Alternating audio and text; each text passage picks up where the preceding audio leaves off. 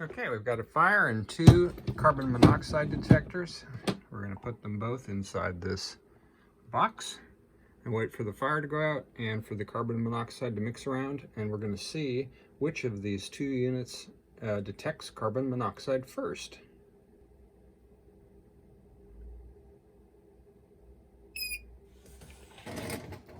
Oh, Geiger CO is indicating that there's an alarm.